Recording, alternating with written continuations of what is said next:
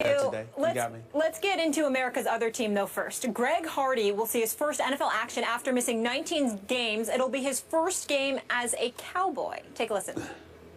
Greg, you got a sack a game habit and an all-pro background stuff. Will it take a while to ramp up to that, or has all this time been ramping up to that? I hope not. I hope I come out guns blazing. You know, I'm full of excitement. I'm full of juice, and I'm ready to go. You know, have what they call fresh legs. So I'm really excited to get out there and get on that grass or that turf and see what they can do.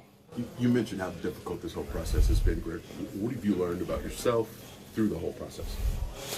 I'm a really good pass rusher when I put my mind to it. I had a good off season and a good camp. You know, we were all there. I got to be a part of a group. I got to get off the ball with some defensive ends, some defensive tackles, and just get back to the swing of things. Your thoughts about going through the legal process and then the challenge and where you are now? Man, once you put that helmet on, you really only have thoughts of winning. It's a contagious kind of thing. It's a cowboy kind of thing. I feel like when I get around these guys, I feel like it's not really about anything but winning and getting sacks and doing my job, and I'm really good at that. So. Brady's not an easy opponent for your debut game as a Cowboy. How do you view that? Same one I did last time I saw him. Hopefully on the ground. How many times? Did you sack him last time you Ask saw him. Come again? Did you sack him last time you saw him? Luckily, he gave me one. So thank God for Tom Brady, you know. On the ground, fresh legs, guns blazing. Skip Bayless, how do you feel about Hardy's comments? Stephen A. Smith, now the tables are turned and we have to talk about my favorite team, not your Yankees, but my Cowboys. So, Molly asked, how do I feel? Where do I start? Embarrassed, ashamed, torn from the bottom of my soul that now I'm thrust into a position of having to root for this guy on this Sunday, albeit against the New England Patriots, my AFC team. That's a whole other issue. Tough for you. But Stephen A., think about this.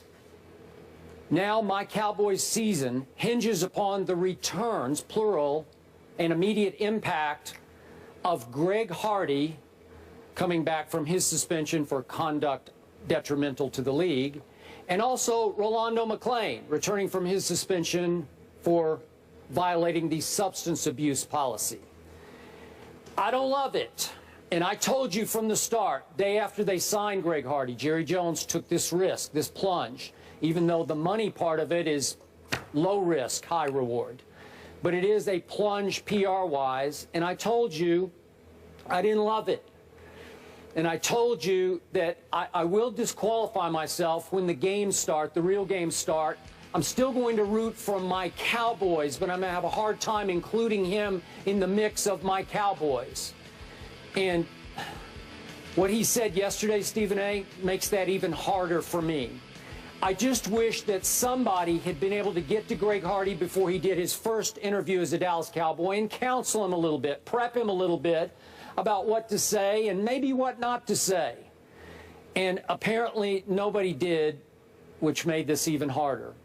I did not want to hear him say, because it was not a very good idea, to say I'm going to come out, says Greg Hardy, guns blazing, when your accuser, back in your sexual violence case, said that you threw her on a couch that was filled with semi-automatic weapons? Really?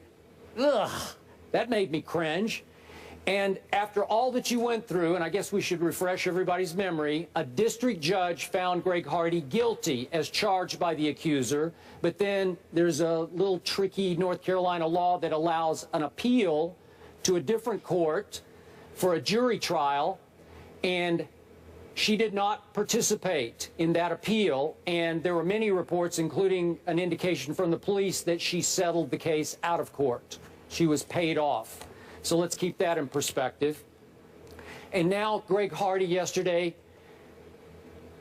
takes another wrong path. Another one made me cringe, where he starts talking about how attractive Tom Brady's wife is. Hope she comes to the game. Hope she brings her sister. Hope she brings a lot of her friends.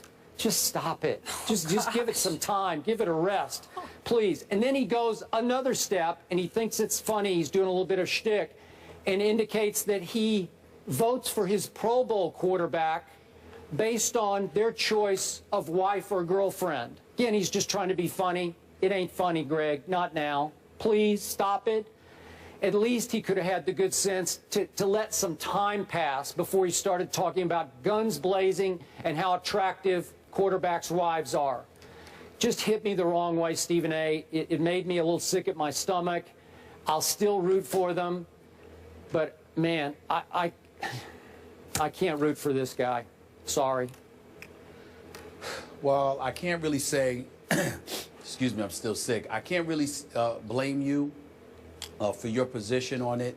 I'm not going to hold against him the specific things that he said, Skip, because he's paid to play football. And let's face it, regardless of how bright a lot of these athletes may be, sometimes articulating and elocuting their thoughts is a bit of a challenge. They don't get paid to do what we do for a living.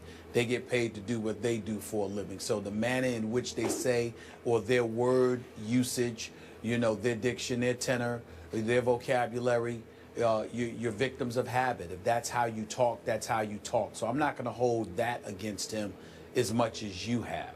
Where I do agree with you is from the macro perspective.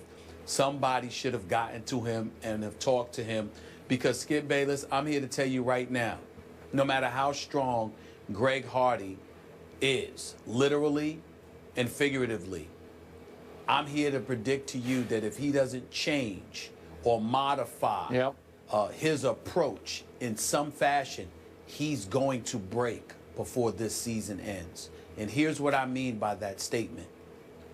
When somebody's asking you a question about what the offseason has been like and what these suspended games have been like for you, you can't sit up there and sidestep by saying, I'm thankful for another day to get sacks, man. Any day I can wake up and rush the quarterback is an awesome day. At some point in time, you're going to have to deal with the allegations and ultimately the conviction from a bench trial in North Carolina. You're literally going to have to look at folks and address those issues. And the fact that you refused to do so yesterday is a bad sign. Because when the Christine Brennans, the wonderful Christine Brennan of the USA Today, and a plethora of other women working in this industry highlight the level of insensitivity that you may have and what you're lacking and how you don't even have the courage to address certain issues, they're going to sit there and interpret that as you not being nearly as remorseful as you should be, regardless of what the details may involve, according to Greg Hardy. And that they have every right to do. You proclaimed your innocence, even though you were found guilty at a bench trial. I understand you don't want to get into the specifics, but there is no reason on earth why you should have avoided the subject when you're addressing the media for the first time now that your suspension is over. It comes across as cowardice. It comes across as weak. It comes across as if you're trying to evade and deflect instead of taking things on head on. And as a result of that, they are going to continue to come his way. And that is not going to be good for the Dallas Cowboys. I understand that any publicity is good publicity in the eyes of some people. Not this kind of publicity. Yeah, I'm with you. You can't be synonymous with domestic violence and you refuse to tackle the issue head on. Yeah, you just can't do that because they're going to cause him unnecessary headaches. And more importantly, with Greg Hardy, Rich Dalrymple, who didn't get to him evidently, and others, if they didn't realize it or they forgot about it, they'll remember or realize it today. They're not going to just ask Greg Hardy about it. It's going to get to the point where they're asking his teammates about it.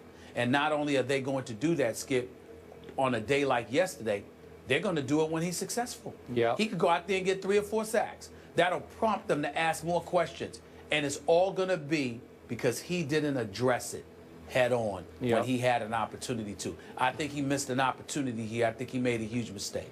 I agree. And it comes across to me as, from Greg Hardy's perspective, above the law arrogance on his part. All the rest of it, the talk, the sort of trash talk about Tom Brady. Look, we know Greg Hardy. We've had him right here on this show. He's a big talker. It's part of his persona. It's how he fuels himself. Remember, he nicknamed himself the Kraken in Carolina. And I got to say, he often backed up every word on the football field.